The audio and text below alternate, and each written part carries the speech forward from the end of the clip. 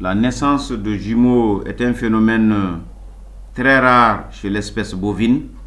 Donc, il arrive un cas sur vraiment des millions de mises bas pour avoir en tout cas des jumeaux. Donc, c'est vraiment une exception.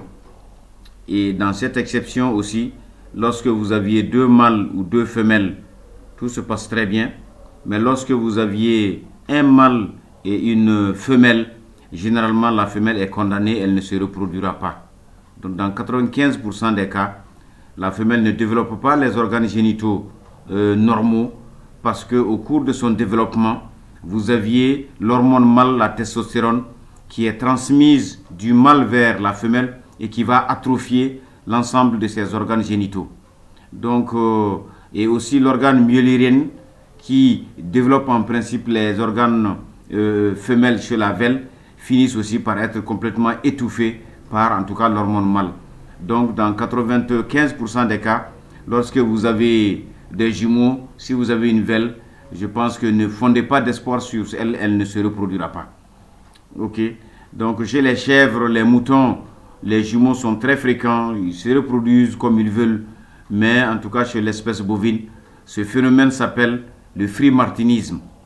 Okay, donc c'est un phénomène génétiquement très bien connu et à chaque fois que vous aviez en tout cas des cas comme ça, la femelle va avoir pratiquement un développement mâle, hein, donc développer un peu plus de bosse, avoir le gabarit de mâle, être un peu, elle sera même un peu plus agressive, mais vous verrez que les organes génitaux sont tout petits, ils sont vraiment complètement éphémères et elle est incapable naturellement en tout cas de se reproduire, de faire des chaleurs ou de même en tout cas se reproduire.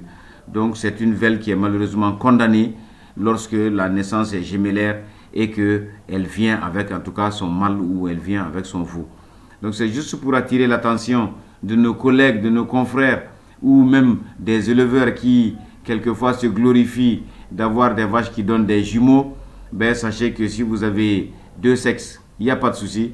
Mais quand c'est mâle et femelle, c'est que la femelle est condamnée. C'est la femelle qui est condamnée. Donc le mâle, vous pouvez le garder, il n'y a pas de souci.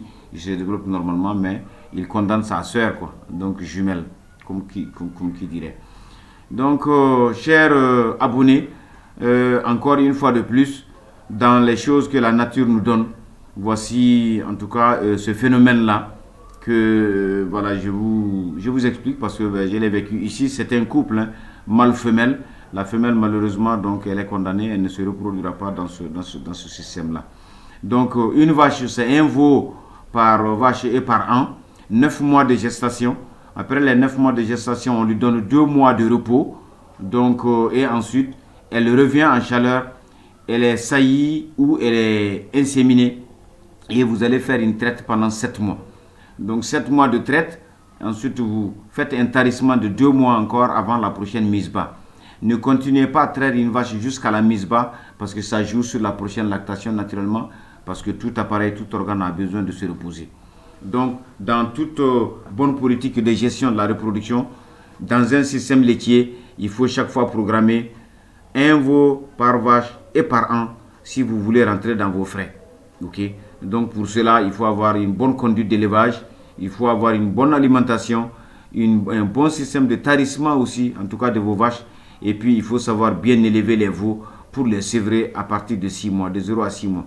Et vous verrez ici dans ce film aussi le colostrum, c'est le premier lait qui est très concentré, qui est très riche en anticorps également, que la mère, en tout cas, va transférer à la défense de ses veaux. C'est la raison pour laquelle on les fait téter. Les 12 premières heures avant la naissance, vous avez en tout cas les anses intestinales qui sont complètement perméables au passage de ces gros anticorps.